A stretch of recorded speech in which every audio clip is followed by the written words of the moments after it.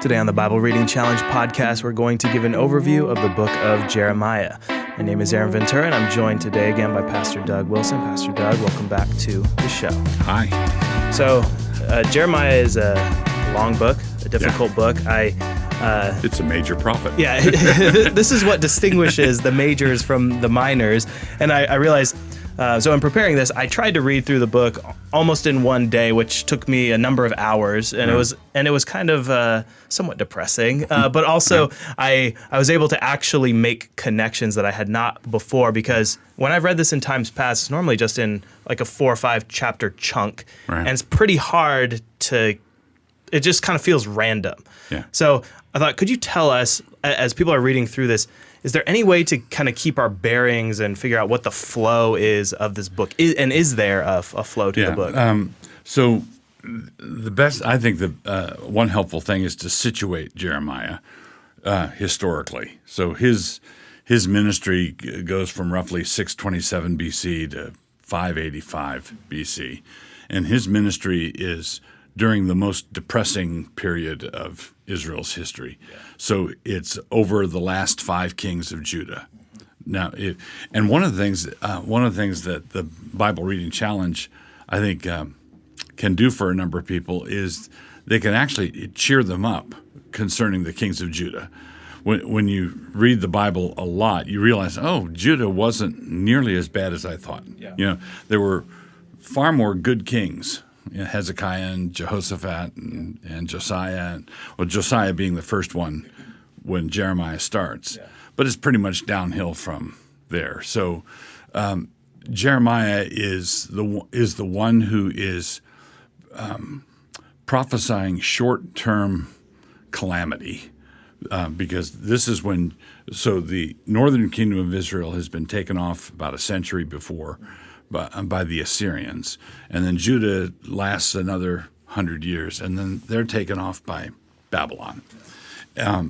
And Jeremiah sees that it's coming; it's long overdue. It's the people are going to be punished for their sins, and so the thing that's surprising about Jeremiah is that he's a short-term pessimist and a long-term optimist. Yeah. So his visions of with Isaiah, who's there's a lot more light throughout the book. Yeah, right. We read them all at Christmas time, right? And stuff It's a happy quotation. Yeah. So there are basically the New Testament. If you look at the New Testament and how the writers of the New Testament quote the Old Testament, there are minds all the way through Isaiah, but there's one big nugget in Jeremiah, which is the prophecy of the New Covenant that Jesus cites. And the thing that we get the word Jeremiah from Jeremiah, which is a long-sustained denunciation of sin and folly and idolatry. So that sort of sets the tone for the book.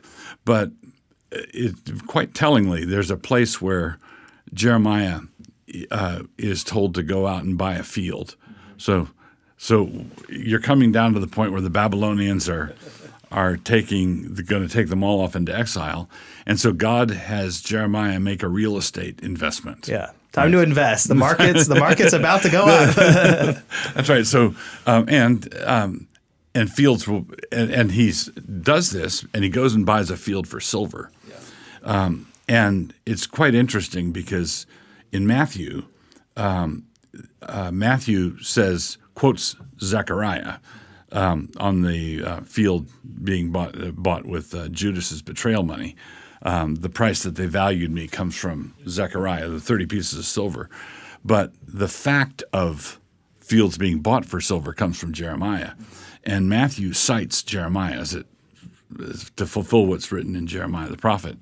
Some people take that as a mistake on Matthew's part, but it's actually basically it was their citation practice. When you conflated prophecies and you quoted a major and a minor prophet, the citation went to the major prophet. Yeah. So Matthew is referring to both prophecies. He's referring to the fact that Jeremiah buys a field for silver, indicating that the people will be returned to the land, but that the field that's bought for silver in Matthew's day is the one that was with the betrayal money of Jesus, which is a double irony. Right. Yeah, this is good news, but it really is good news that fields were being bought for silver. Anyway, the point is that Jeremiah can be pretty gloomy.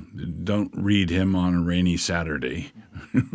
But in Jeremiah 31, there's this stupendous promise of a new covenant that God's going to do it over. He's going to start again. Yeah. Is there like a main? How would you summarize like the main point of this book? Does he have a thesis that would be different than some of the other prophets? I would say I don't know how different it would be. I would say the thesis of Jeremiah would be judgment, restoration, which is kind of the whole message of all the prophets, minor and major, is saying judgment's going to come, but there's going to be exile and return. Exile and return, judgment, restoration, death and resurrection. I think that's the heart of it. Yeah, I remember when you were teaching us hermeneutics back when I was a Gray Friar, and I think one of the most helpful things that you said walking through the quoting of Jeremiah is that the Bible has its own manual of style. Yes. And a lot of our questions about inerrancy, or when you start looking at why are they, they'll say something like, as the scripture says, and then you're like, that's not a verse, right? And a lot of people that throws them. I found that very helpful for you to explain that they have their, just like we have rules for how you quote stuff, and our rules for even like plagiarism would be very different than theirs. The Bible doesn't conform with our categories. We have to adjust to theirs. So that's a good way of putting the manual of style, where you, in our example, in our setting, for example, when you say comma, quotation mark, that's a signal that this is supposed to be verbatim. Right. So if I say Henry said, comma, quote, then I better get it word for word right. Yeah. If I said Henry said that, I don't have to put quotation marks, and I can paraphrase. Right? That's our convention. So we signal what we're doing by little devices like that. And we don't know what their devices were. We're not acquainted with what their devices were. It's like someone 500 years from now coming back and criticizing your work because they went through the whole library and didn't find an author named Ibid. Right, yes. And I couldn't find this opposite guy either. Well, you're overlooking their conventions. How did they quote? How did they what did they think was a reasonable citation? So inerrancy has to do with the intention of the writer. Yeah. So if I say, someone asks me what time it is, and I glance at my watch and I say quarter after, and it actually says 12 after. Oh, okay. Well, I'm not intending to deceive and just turned 13 after. You are no longer inerrant. So basically, I should be held to I should be held to the standard that I'm assuming. Right. So the Bible is not guilty of error when it uses round numbers. The Bible's not in error when it says and about that time. Those are all the way human language works, and we have to allow them their conventions, their ways of citing passages, and so on. So I want to run a thought experiment with you. So I don't think that you have preached through this whole book. No, I have not. But if you were, without any breaks, if I were to do, if you were to spend 52 weeks, a whole year, just preaching, chapter by chapter through Jeremiah, what kind of effect do you think that would have on you as the preacher and also on the church as the hearers? Yeah, that's not just a hermeneutical question or an exegetical question. That's also a homiletic question. Because one of the things I try to do, I don't do it successfully, but I try to do it, is whatever my text is, I want the concluding point to come to Christ. Right. So how does this relate to Christ somehow? Because I think it's our bounden duty to preach Christ. And Spurgeon once said that every road in England leads to London. So you're always supposed to, and then I think he said, and if it didn't, I'd go over hedges. Yep. You know, I want which he does sometimes. which he does sometimes. Now, I think that it's important to not ride roughshod over the text. There's got to be a natural way to do justice to the text that leads genuinely to Christ. Yeah. Now, fortunately, the whole structure of the book of Jeremiah that culminates with this grand prophecy of the new covenant means that Jeremiah knows what he's about. Yeah. And I'm not eisegeting. I'm not importing into the text Christ where he's absent. Yeah. The things that So I hope every Sunday, I would hope that every Sunday everybody would be reminded it was a gloomy morning. The first half of the sermon was a rainy morning, but the sun comes out every afternoon. Yeah, back when I was in college, I started listening to John Piper's sermons, and he was going through the book of Romans, and I think he spent like 7 years or something going through Romans. And I remember listening for probably, I don't know how many, but they spent like a good 3 years just on like sin, because the first few chapters, it's just like sin. And I'm like, man, this church must be pretty discouraged. And then finally, when you get to chapter 3 and we get some good news, I was like, now I don't know pastorally if I would ever do that, but they did that. And that's kind of how this feels, because you're just like, man, there's so much backsliding, and they do not seem to get the picture, and over and over and over again. And of course, for modern 21st century Christians, we might feel right at home. Yeah. Well, man, this looks kind of like the newspapers. And it's really amazing. You see political rulers who knew that what Jeremiah was saying was true. Yeah. But they didn't have the horsepower to stand up to the pressure. Yeah. Right. So what do you make of when the king has them read Jeremiah's prophecy by the fire, and they just are throwing it into the fire? So, how do you make sense of the king's, like, seeming, or at least even his counselors seem to know, like, we shouldn't throw this away, but then the king does. What is going on there? I believe that the king there was caught in a vice, basically, where he was signaling, I'm hearing you, I'm willing to listen to you, but I'm not going to do what you ask. I'm not going to do it. That's the burning part. But he wanted to know what Jeremiah was saying. Yeah. He wanted to hear it, but he was in no position to do it because of his courtiers, because of his counselors. He did not have the ability to withstand his advisors. Yeah. Basically, that's how I'm reading it. I think it's a similar sort of thing as Joash and Elisha. At the end of Elisha's life, Joash, who is evaluated by Scripture as a bad king, right? He did not do what was right in the eyes of the Lord. He's a bad king. But he comes to Elisha at the end of his life, my father, and Elisha has him strike the floor with arrows, and so it's clear that the king has a personal affection for Elisha. He's just not going to do what he says. Yeah. His policies were displeasing to the Lord, but he was, and I think he was too much of a personal coward to do what he knew was right. And I think it's something similar there at the end of Jeremiah. I forget where it is in here. It's hard to keep track of anything in this book, but where it says, prophet and priest basically are speaking lies, these false prophets. I think that's chapter 5. And it's like, and my people love to have it so. And it seems like the king is, they know that what they're doing is contrary to God. Right. And they like it that way. Right. And it doesn't have to make sense, right? I was just listening this morning to a history of the Reformation in England, and a good example of disproportionate impact when the Puritans had the ascendancy in the protectorate of Cromwell. There were a few instances of what I would call civil overreach, policing against Christmas and certain things. However you want to, okay, they shouldn't have cracked down on that, and the people were chafed under that, and they wanted to return to a merry monarch, Charles II. So they bring in the Restoration, they bring the monarch back, and he's a merry king. He's not a dour Puritan.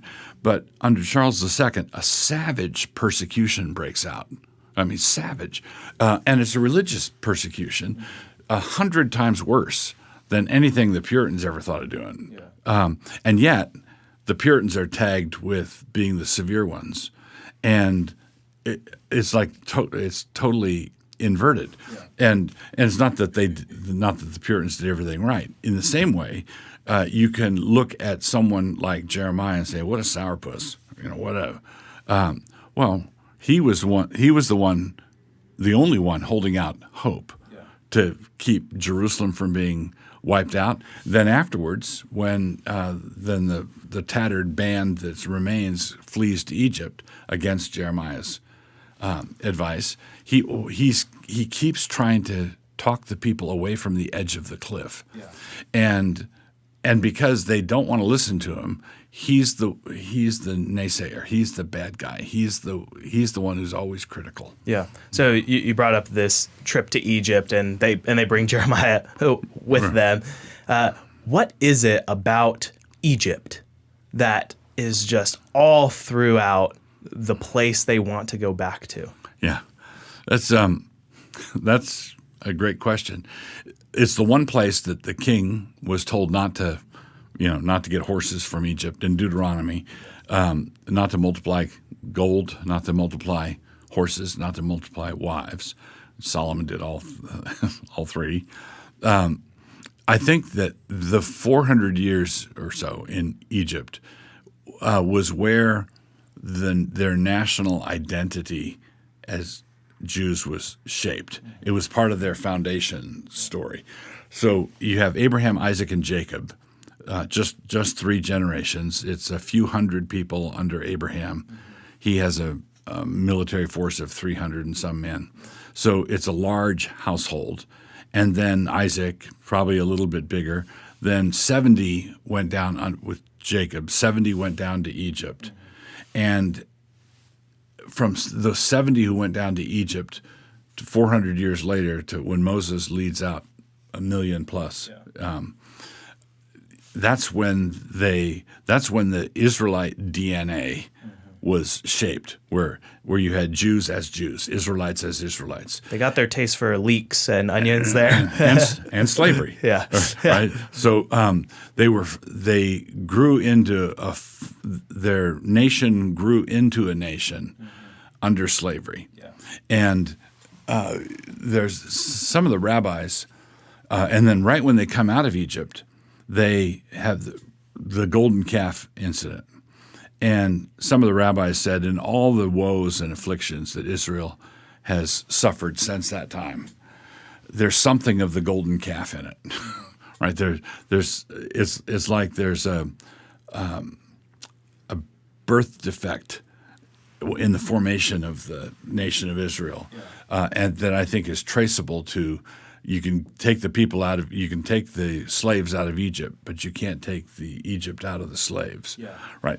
That Egypt thing is there's a big draw. Yeah, and you can see in Genesis, Egypt tends to be the place that you go to when there's a famine, or like Abraham goes there, and it's kind of like when times get hard for the people, Egypt is the lever they pull. It's their little vice that they're, in times past this was a shelter for us, and things were bad, but it's not. It could be far worse out here, and it seems like that's the natural inclination is to there's always go back. The Nile. Yeah, always want to go back.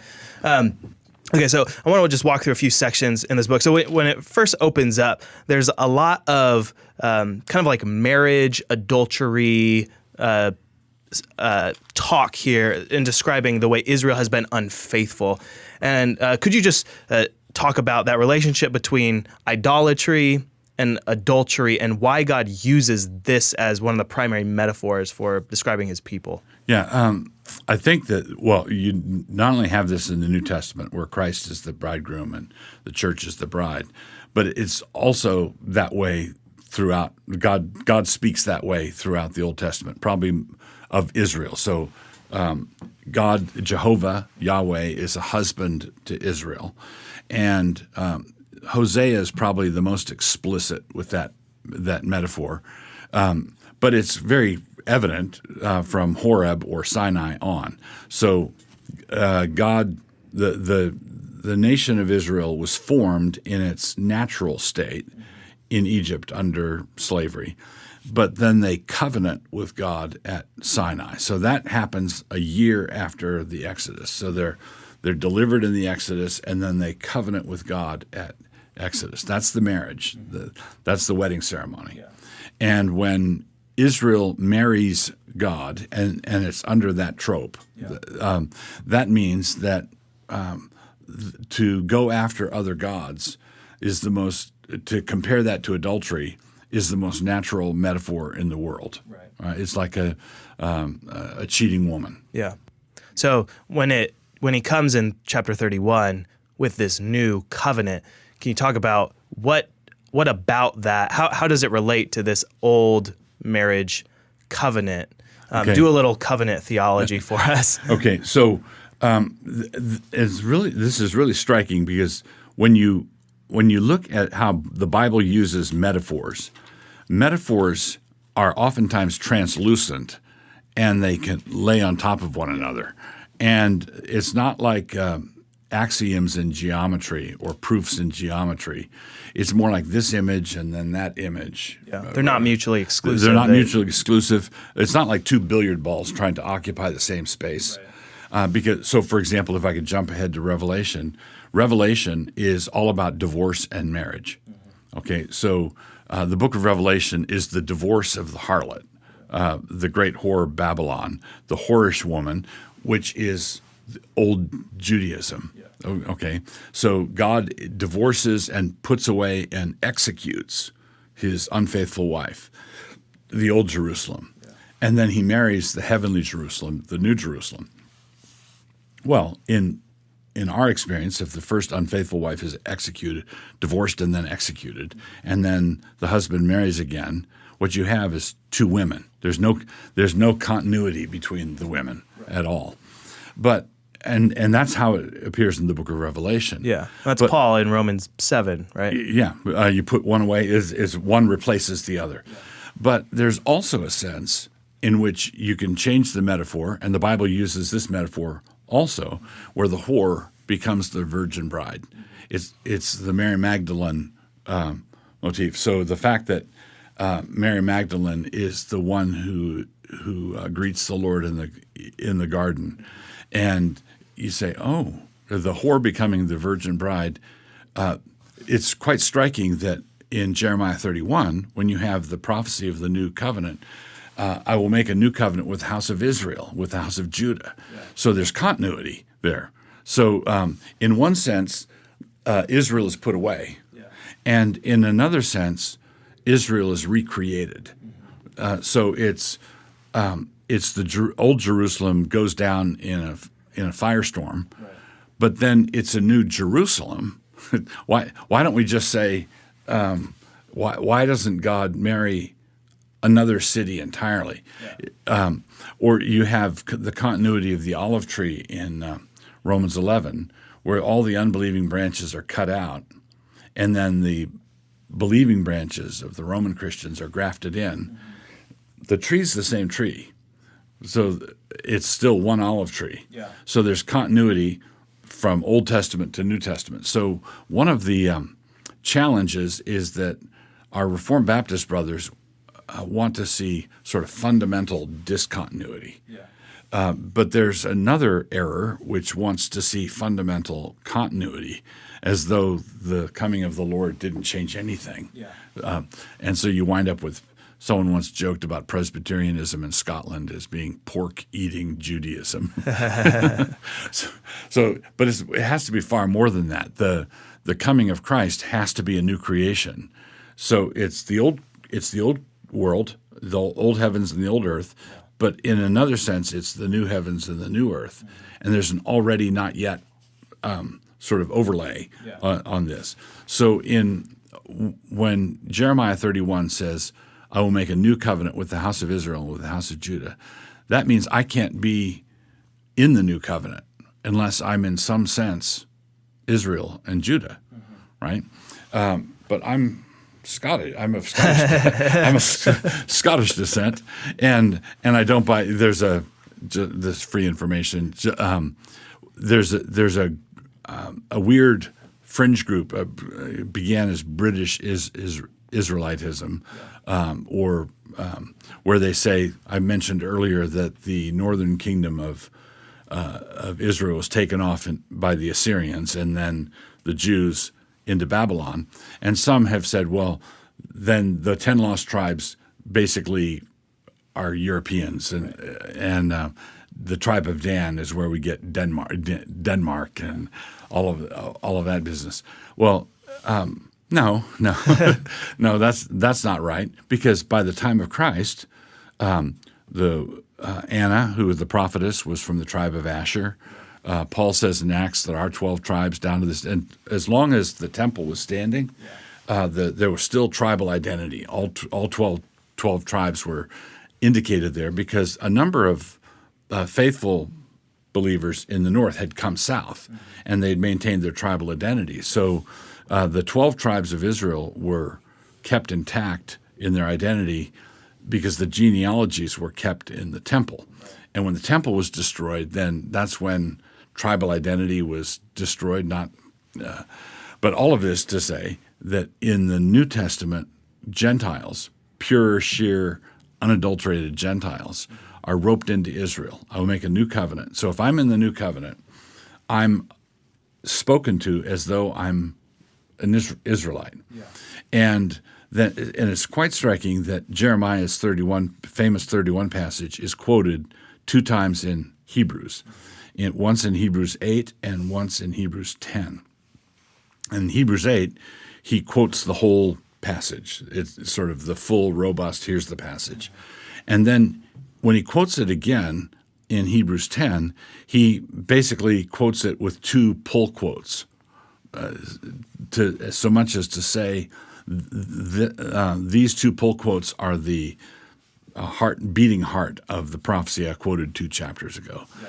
And those 2 pull quotes indicate forgiveness of sin, their lawless acts, their iniquities I will remember no more, forgiveness of sin, and then the internalization of the law. Mm-hmm. So I will write my law on their hearts and on their minds. Yeah.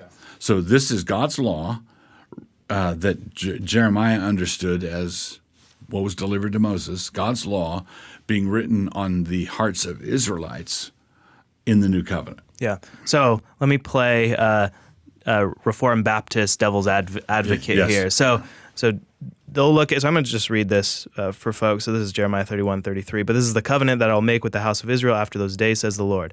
I will put my law in their minds and write it on their hearts, and I will be their God, and they shall be my people. No more shall every man teach his neighbor and every man his brother, saying, Know the Lord, for they shall all know me, from the least of them to the greatest of them, says the Lord, for I will forgive their iniquity, and their sin I will remember no more. And the Reformed Baptist wants to kind of take this, all will know me, as saying that is, in order to be in the covenant, you have to know God. Yeah. So how do the baby baptizers respond to this? I'm glad you asked me that. I'm glad, because this actually, in the discussion between Presbyterians and Reformed Presbyterians and Reformed Baptists, both of whom are Bible believers, this is the locus classicus. This is the linchpin passage to work through. And the Reformed Baptist wants to say they will all know me. Okay, and I want to say, keep going.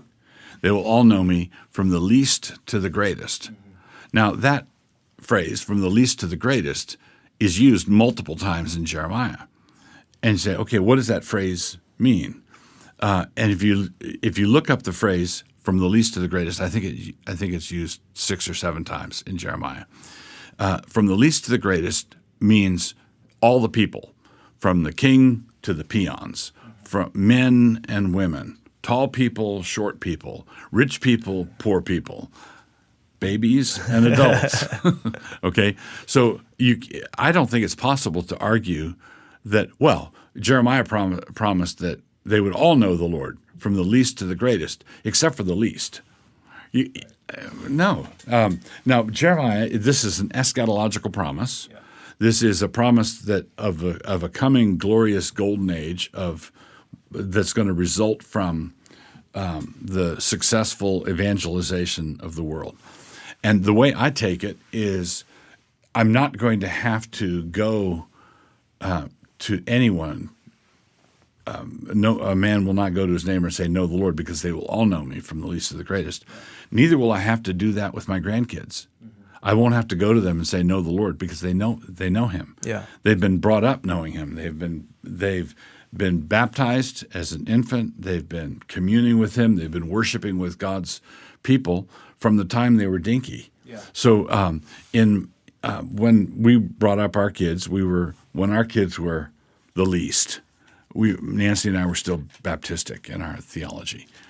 We had been taught by my father, also a Baptist, the doctrine of covenant succession. We were taught that we should expect and trust the Lord for the salvation of our children, but we still were Baptistic in our language and terminology. But I became a Paedo-Baptist in 93, right around there. And so we've had the privilege of seeing all our grandkids growing up in the covenant, with covenant theology. And none of our grandkids, 17 grandkids, all of our grandkids, none of them we've not had to take one of them aside and say, "Know the Lord," because they've been brought up in the nurture and admonition of the Lord, and they embrace it and love it. And so you want to, one of the things that you want to be careful of talking to evangelical Christians who've been taught to be really suspicious of infant baptism is you don't want to say, if you're a Paedo-Baptist, you don't want to say to someone on the plane that you're visiting, from a mainstream, "Oh, I've always been a Christian." If you say, "Oh, I've always been a Christian," all their alarm bells are going to go off, because they're going to think mainline denomination, I got baptized, I got sprinkled, I'm good. Yeah. It's far better to say, "I can't remember a time when I didn't love Jesus Christ." Because I've been brought up to love Jesus Christ. Yeah. And so that's a promise that I think that we can hang on to, from the least to the greatest. All will know. Yeah. And if you're looking for kind of some other passages that show that it's possible for a baby to know the Lord, Psalm 22 is a great one. Psalm 22 verse 9 says, "But you are he who took me out of the womb. You made me trust while on my mother's breast. I was cast upon you from birth. From my mother's womb, you have been my God." So right. I think that's pretty clear it's possible. And then Timothy would be another example who, from his mother and grandmother, Paul says. From infancy. So you've known the scriptures. John the Baptist was filled with the Spirit in his mother's womb and started to prophesy by kicking. Yeah. It makes you wonder, what do these kids understand at such a young age? Apparently, they know God. I believe that they know. I don't want to say that. I think too often in our materialistic and enlightenment instructed West, we sometimes make pronouncements about things that we don't know. Like, that a dog is just a little mechanism. He's just doing whatever he's doing by instinct. Yeah. No, instinct, as C.S. Lewis says, is simply a word that covers our ignorance. We don't know what instinct is. Yeah. That dog has a personality. Yeah. And when I look at a 1-year-old, I don't just because he can't talk doesn't mean that there aren't significant things going on that he cannot articulate yet. Yeah. So I don't want to have contempt for the least. Right. Okay.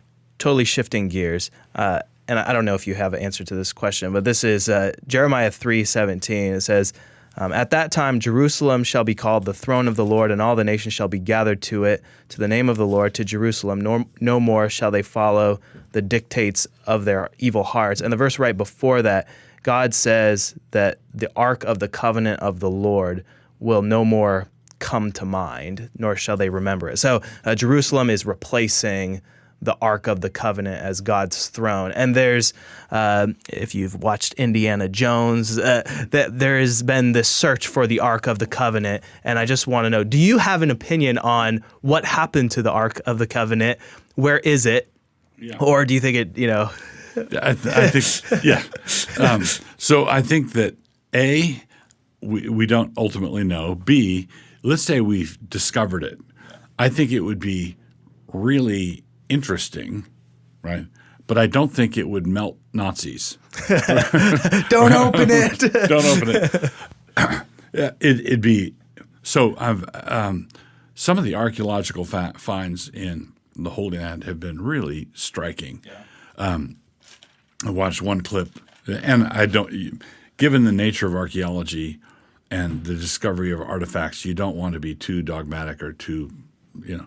But I watched one piece, pretty compelling, on that they found Melchizedek's temple. Oh, really? Okay, and it's a little small thing, and you say, oh, okay. Did he carve his name into? Well, it has to do with the age from which, right? And the size of it's very small. It's in the area of Salem, which is where he was, and so there's a good argument for it being Melchizedek's temple. The most I'll say is that it could be. Okay, yeah. So it'd be fun to walk there and say, okay, gee, I wonder if this is the place. I think that if you found an artifact like the Ark of the Covenant, it would be the sort. And there are some claims. There's an Ethiopian church that claims to have the Ark of the Covenant and those artifacts inside, and you can't go inside. But they've been keeping it there for a long time. And you say, okay, but if it were the case, I believe that the glory of the covenant has been transferred. Yeah. So it would be really interesting for scholars, archaeologists, but I think it ought not to be in any way considered the position it had, right? The role it had. Yeah, we shouldn't rebuild the temple and place it inside or something like that. Okay, while we're on this, I have to ask about Noah's Ark. Do you think it's still out there somewhere? Has it been discovered? Will it be discovered? I think it is likely still there because it landed on a mountain. It landed in a place where it's quite possible it could be preserved, and the stories are interesting. The stories are intriguing. Yeah. Okay. I do think that if we ever get to the point where we discover a huge ship on the top of a mountain in the Middle East, it will be at the least a talking point. Yeah. It'll be a talking point for Christian apologists who say, look, but see, we're so polarized in these times that things like that don't matter. I mean, you can find oyster shells on the top of mountains now, and it doesn't. They'll come up with a story. Yeah. What does Jesus tell them? If they didn't believe Moses and the prophets, they won't believe unless a man comes back from the dead. And if they don't believe it's Noah's Ark, or even if they do, they're not going to believe it if no, there'll be a dead. Story. There'll be a story a counter story. Yeah. It's been funny watching more of the dinosaur fossils that are coming out that have soft tissue. Yeah, soft tissue. And it's like, at first there was one, and it was like, okay, let's investigate. Now there's like a bunch, and they're like, how is this preserved for millions of years? Right. And at some point you're just like, okay. So let's talk a little bit about Jeremiah 13. The symbol of, in my translation, the New King James, the linen sash. So this is where God is going to have Jeremiah go buy a girdle and put it on, and then put it in a rock. This is weird. This is kind of like naked Isaiah weird. What is going on in this passage? So I'll just say some things that are possible. So he says in 13, thus saith the Lord to me, go buy a linen loincloth and put it around your waist and do not dip it in water. So I did that. And he digs it. He buries it in verse 7. And I went to the Euphrates and dug, and I took the loincloth from the place where I'd hidden it. And behold, the loincloth was spoiled. It was good for nothing. Then the word of the Lord came to me. Thus says the Lord, even so will I spoil the pride of Judah and the great pride of Jerusalem. So these people were full of themselves. They're like a bright, shiny new suit of clothes, right? And Jeremiah basically buys a tux. He buys a tux, and he buries it in a compost heap. Right. And he digs the tux up later and says, "There's your tux. There's your vaunted tux." So basically, it's the now. It may be that the linen loincloth had connotations, like if I say a tux or a blacktail event. Let's say Jeremiah had said a blacktail event, and we didn't know what a blacktail was. Then we might be mystified. I'm assuming that this linen loincloth had some sort of high level of swank that was associated with the pride. Okay. Right. Okay, moving on to chapter 25, and this is the prophecy of the 70 years. And we actually read in Daniel that he is able to calculate that 70 years is coming to an end. Why did God decree these 70 years of desolation for them? Why is it that it was that amount? It was because of the fact that what he was doing is he was letting the land lie fallow. So the Israelites were supposed to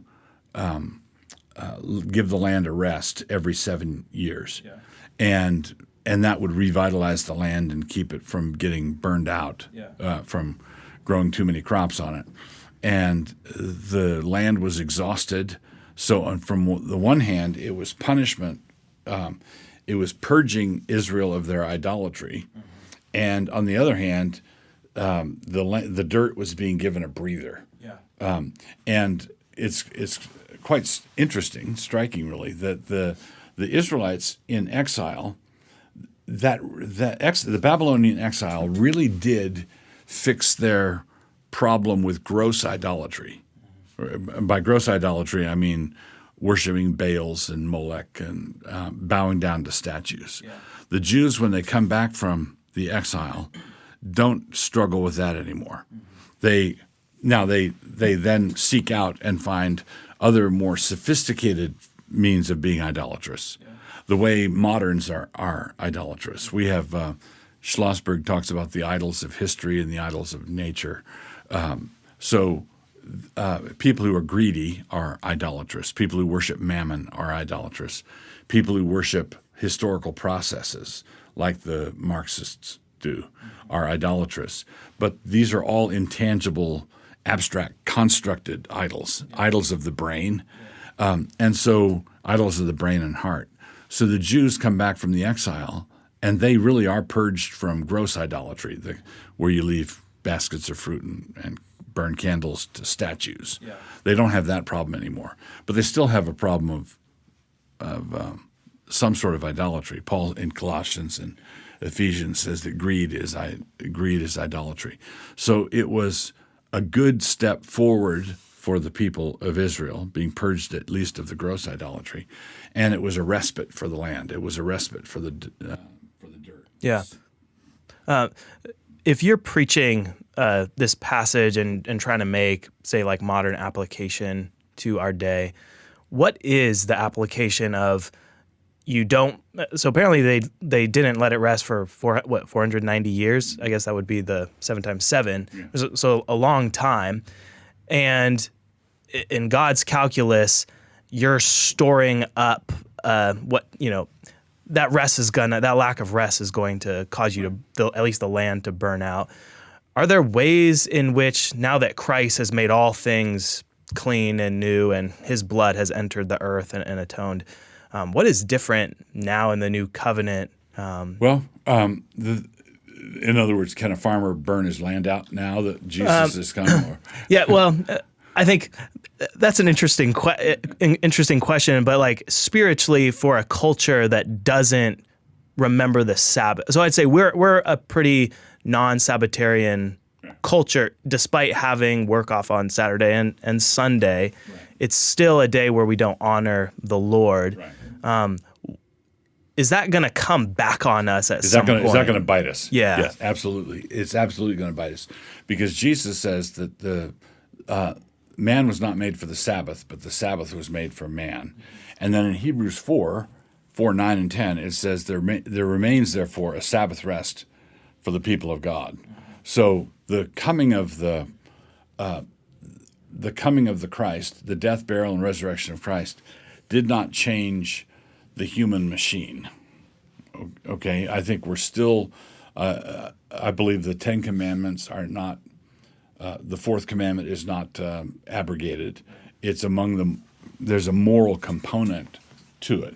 Now, one of the things you have to be careful of is if you got into a discussion with a biblically literate Seventh-day Adventist, he'd be able to show you many passages in the Old Testament where it says the Sabbath is forever, right?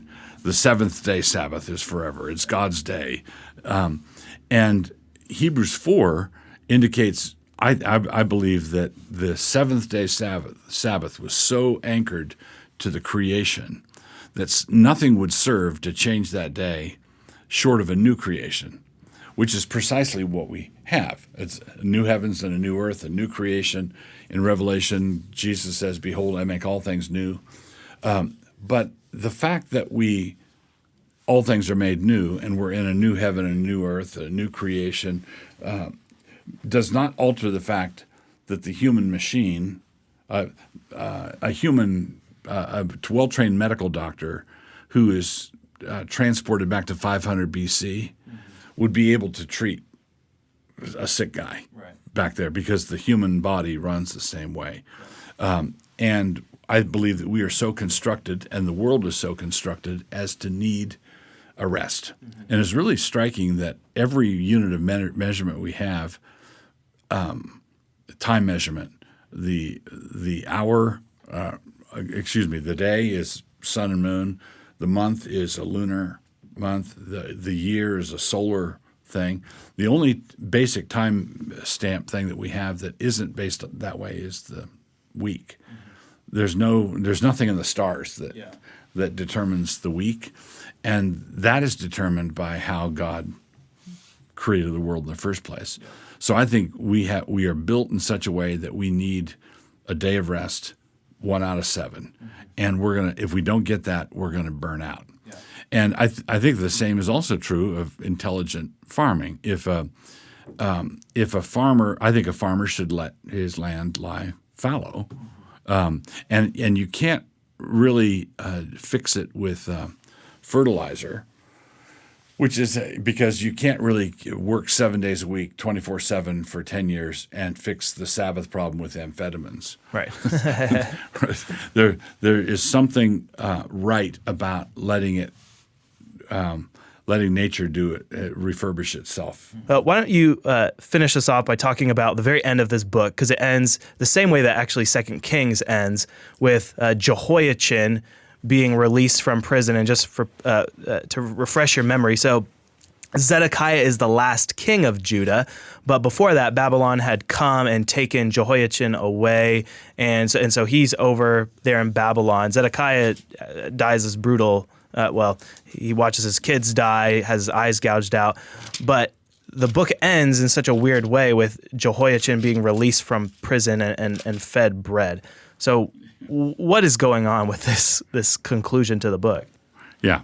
So in verse 31 of chapter 52, that's 52, it says, "And in the 37th year of the exile of Jehoiachin, king of Judah." So you have, I said, Jeremiah ministered over the last 5. It was Josiah, Jehoahaz, Jehoiakim, Jehoiachin, and then Zedekiah. Okay? In the 12th month, on the 25th day of the month, Evil Merodach, that's just a great There's a villain if you ever needed one. Just a great name. Evil Merodach, king of Babylon, in the year that he became king, graciously freed Jehoiachin, king of Judah, and brought him out of prison. And he spoke kindly to him and gave him a seat above the seat of the kings who were with him in Babylon. So Jehoiachin put off his prison garments, and every day of his life he dined regularly at the king's table. And for his allowance, a regular allowance was given him by the king, according to his daily need, until the day of his death, as long as he lived. Now, this is reported by Jeremiah as though it's a good thing, right? It's not like, and Jeremiah is not grumbling that Jehoiachin is treated this way. Yeah. It's like, here, be encouraged. But Jehoiachin stays in Babylon. He's in exile, and so it's a note of, I would say, it's a note of hope. Yeah. So going back to our point earlier, where Jeremiah is the short-term pessimist, long-term optimist. Yeah. Jeremiah is playing the long game. Yeah. And this, I think, is meant to be a harbinger or an indicator of the exile ending. Mm-hmm. So he's prophesied it's going to be 70 years. Mm-hmm. So Jeremiah knows exactly how long this exile is going to last. Daniel's able to calculate it when we get to that time. And when the people are told to seek the good of the city where they are, Jehoiachin's promotion is an indication that, okay, it's not so bad here. We can build our families, we can provide, we can get ready for the return that's inevitably coming. Yeah. It also, at least in the context of 2 Kings, it suggests that God's promise to David is not forgotten. Right. And it kind of leaves it open for someone from the Davidic line has to arise. This is the son of David, yeah. Yep. Right. Well, up next we have the book of Lamentations. So until next time, keep on reading.